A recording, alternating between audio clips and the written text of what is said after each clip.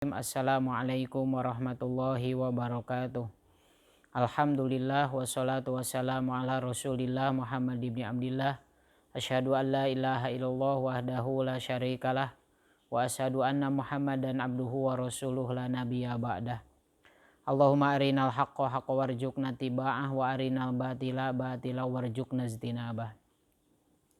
Kajian pertama dari hadis Arba'in, 42 hadis. Hadis pertama menjelaskan tentang ikhlas. An Amiril Mu'minin Abi Habsin Umar bin Khattab radhiyallahu anhu qala sami'tu Rasulullah sallallahu alaihi wasallam yaqulu innamal a'malu binniyat wa innamal likulli imri'in ma nawa. Faman kanat hijratuhu ilallahi wa rasulih fahijratuhu ilallahi wa rasulih. Wa man kanat hijratuhu lidunya yusibuha aw imra'atin yankihuha fahijratuhu ila ma hajara ilaih. Rawahu Imam al-Muhaddisain Abu Abdullah Muhammad bin Ismail bin Ibrahim bin Mughirah bin Bardizbah al-Bukhari wa Abul Husain Muslim bin Hajjaj bin Muslim al-Qushairi an-Naisaburi fi sahihaihima alladzaini huma ashahul kutubil musannafah. Artinya dari Amirul Mukminin Abi Habs Umar bin Khattab radhiyallahu an, dia berkata, saya mendengar Rasulullah shallallahu alaihi wasallam bersabda, sesungguhnya setiap perbuatan tergantung niatnya. Dan sesungguhnya setiap orang akan dibalas berdasarkan apa yang dia niatkan. Siapa yang hijrahnya karena ingin mendapatkan keridhaan Allah dan Rasulnya, maka hijrahnya kepada keridhaan Allah dan Rasulnya. Dan siapa yang hijrahnya karena dunia yang dikehendakinya atau karena wanita yang ingin dinikahinya, maka hijrahnya akan bernilai sebagaimana yang dia niatkan. Hadis ini riwayat dua imam hadis, Abu Abdullah Muhammad bin Ismail bin Ibrahim bin Al-Mughirah bin Bardizbah Al-Bukhari dan Abul Husain Muslim bin Hajjaj bin Muslim Al-Qusairi An-Naisaburi, dan kedua kitab sohehnya yang merupakan kitab yang paling soheh yang pernah dikarang. Catatan yang pertama, hadis ini merupakan salah satu dari hadis-hadis yang menjadi inti ajaran Islam. Imam Ahmad dan Imam Syafi'i berkata, dalam hadis tentang niat ini mencakup sepertiga ilmu. Sebabnya adalah bahwa perbuatan hamba terdiri dari perbuatan hati, lisan, dan anggota badan. Sedangkan niat merupakan salah satu dari ketiganya.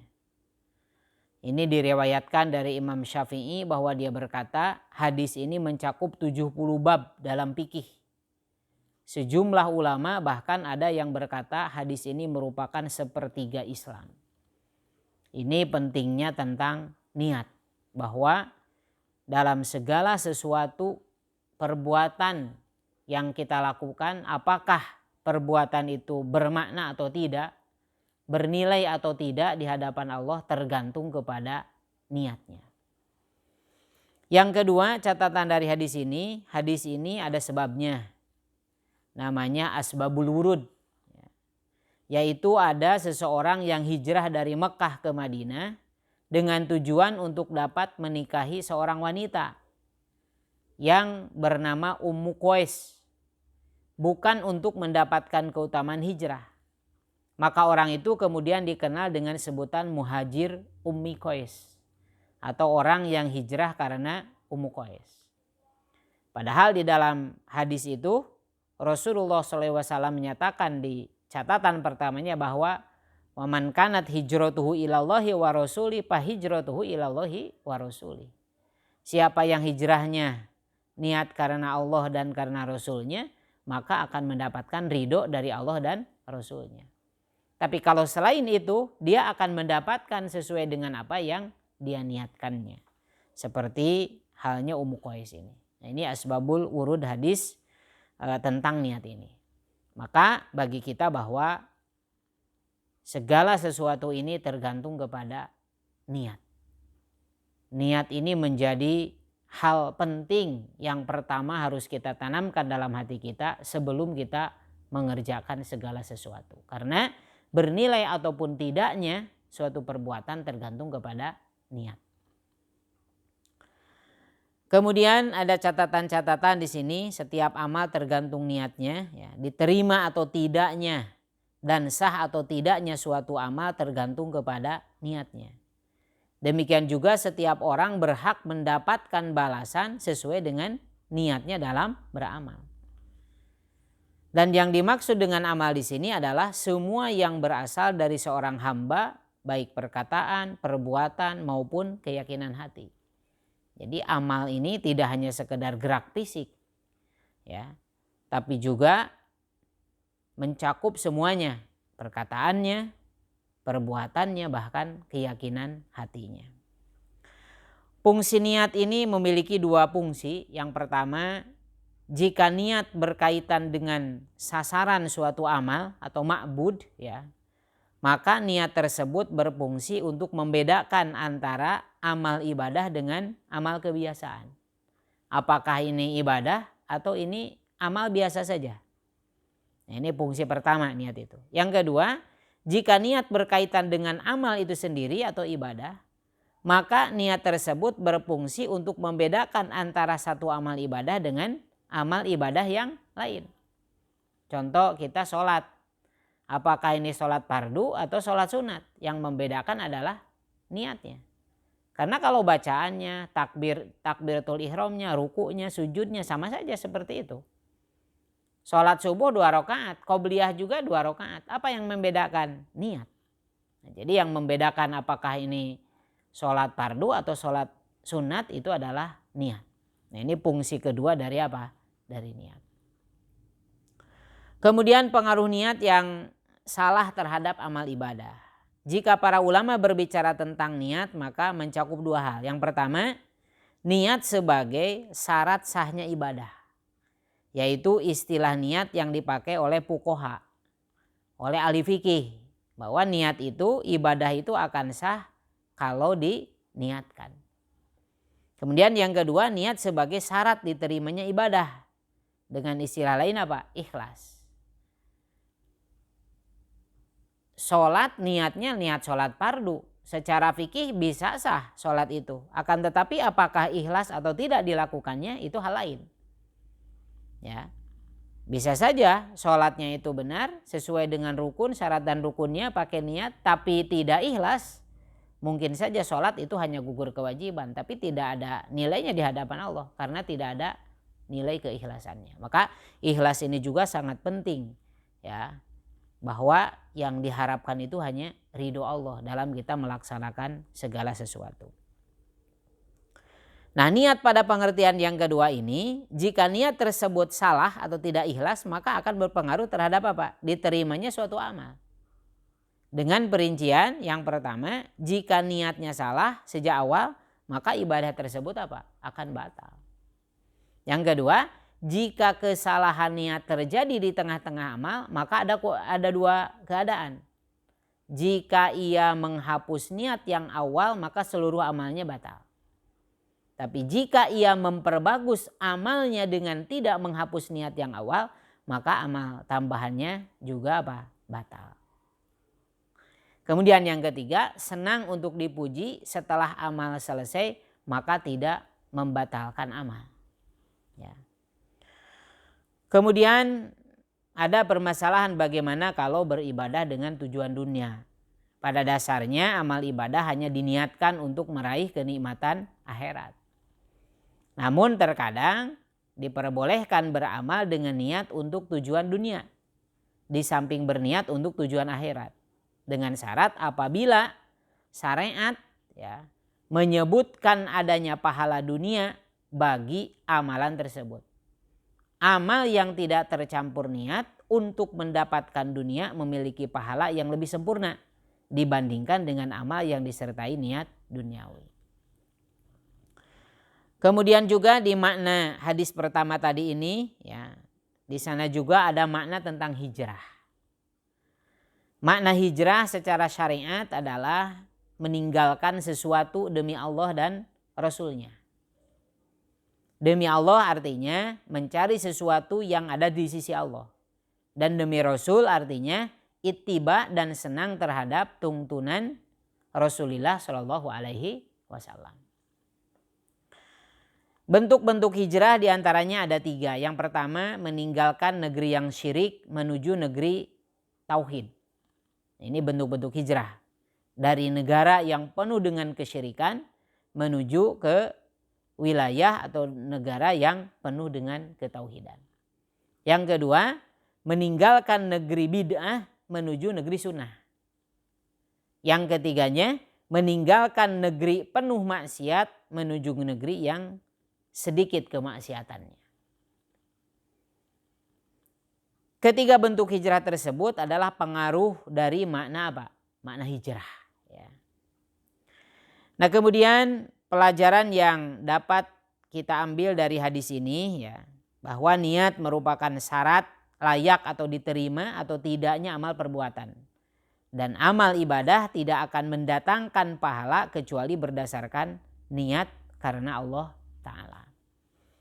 Yang pertama, pelajaran yang bisa diambil dari hadis ini, waktu pelaksanaan niat dilakukan pada awal ibadah dan tempatnya di dalam hati. Jadi ketika kita akan memulai ibadah, ya, di sanalah kita berniat dan tempatnya niat itu di dalam hati. Adapun mengungkapkannya, mengucapkannya itu hukumnya sunat. Itu ada di dalam kitab Syafina. Yang kedua, ikhlas dan membebaskan niat semata-mata karena Allah Ta'ala dituntut pada semua amal soleh dan ibadah. Kemudian yang ketiga, seorang mukmin akan diberi pahala ya, berdasarkan kadar niatnya. Kemudian pelajaran yang keempat dari hadis ini, semua perbuatan yang bermanfaat dan mubah atau boleh jika diiringi niat karena mencari keridhaan Allah, maka dia akan bernilai ibadah. Kemudian yang kelimanya, yang membedakan antara ibadah dan adat, ya, kebiasaan, rutinitas adalah apa? Niat. Kemudian yang pelajaran keenamnya adalah hadis ini menunjukkan bahwa niat merupakan bagian dari iman karena dia merupakan pekerjaan hati. Dan iman menurut pemahaman Ahlus Sunnah wal Jamaah adalah membenarkan dalam hati, diucapkan dengan lisan, dan diamalkan dengan amal perbuatan. Kemudian di dalam hadis ini juga ada kaitannya dengan ayat Al-Quran. Ya, hadis yang pertama ini tadi tentang niat di hadis Arba'in. Ya. Yang pertama tentang niat dan keikhlasan. Ini ayat-ayat Al-Qurannya bisa kita lihat pertama di Quran surah Al-A'raf. Surah ke-7 ayat 29. Ini tentang niat dan keikhlasan. A'udzubillahi minasyaitonirrajim. Qul amara rabbi bil qisti wa aqimu wujuhakum inda kulli masjidin wad'uhu mukhlishina lahuddin kama bada'akum ta'udun. Katakanlah Tuhanku menyuruh menjalankan keadilan dan katakanlah luruskanlah muka dirimu di setiap sembahyang dan sembahlah Allah dengan mengikhlaskan ketaatanmu kepadanya. Sebagaimana dia telah menciptakan kamu pada permulaan, demikian pula lah kamu akan kembali kepadanya. Kemudian juga tentang niat dan ikhlas ini bisa dilihat di Quran surah Al-Bayyinah. Quran surah ke-98 ayat 5. Bismillahirrahmanirrahim. Wa ma umiru illa liya'budullaha mukhlishina lahuddin hunafa wa yuqimus shalah wa yu'tuz zakah wa dalika dinul qayyimah. Padahal mereka tidak disuruh kecuali supaya menyembah Allah dengan memurnikan ketaatan kepadanya dalam menjalankan agama yang lurus dan supaya mereka mendirikan sholat dan menunaikan zakat dan yang demikian itulah agama yang lurus. Kemudian yang keduanya tentang hijrah. Kita lihat di dalam Al-Quran diantaranya Quran surah An-Nisa surah keempat ayat 97. Bismillahirrahmanirrahim. Innalladzina tawaffahumul malaikah zalimi anfusihim qalu fima kuntum qalu kunna mustad'afina fil ar qalu alam takun ardullahi wasi'ah fatuhajiru fiha faulaika ma'wahum jahannam wasa'at masira. Sesungguhnya orang-orang yang diwafatkan malaikat dalam keadaan menganiaya diri sendiri, kepada mereka malaikat bertanya, dalam keadaan bagaimana kamu ini? Mereka menjawab, adalah kami orang-orang yang tertindas di negeri Mekah. Para malaikat berkata, bukankah bumi Allah itu luas sehingga kamu dapat berhijrah di bumi itu? Orang-orang itu tempatnya neraka jahanam, dan jahanam itu seburuk-buruk tempat kembali. Kemudian juga tentang hijrah ini bisa dilihat di Quran surah Al-Baqarah surah kedua ayat 218. Bismillahirrahmanirrahim. Innalladzina amanu walladzina hajaru wajahadu fi sabilillah ulaika yarjuna rahmatallah wallahu ghafurur rahim. Sesungguhnya orang-orang yang beriman, orang-orang yang berhijrah dan berjihad di jalan Allah, mereka itu mengharapkan rahmat Allah, dan Allah Maha Pengampun lagi Maha Penyayang.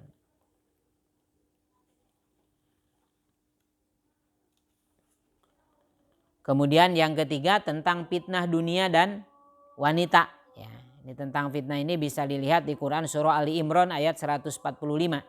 Surah ketiga.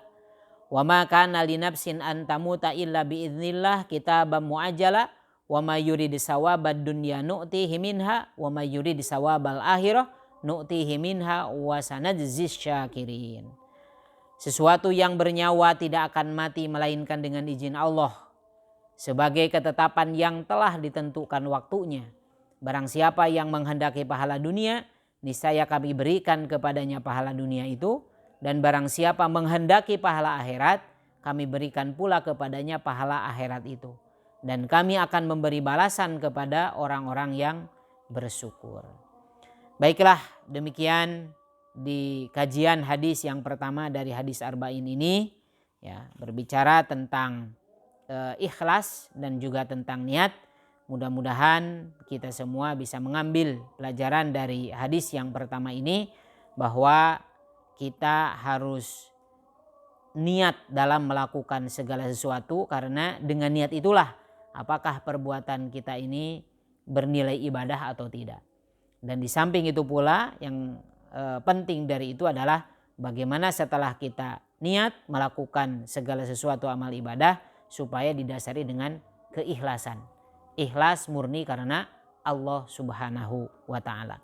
Mudah-mudahan ada manfaatnya dari kajian hadis kita yang pertama ini, hadis Arba'in.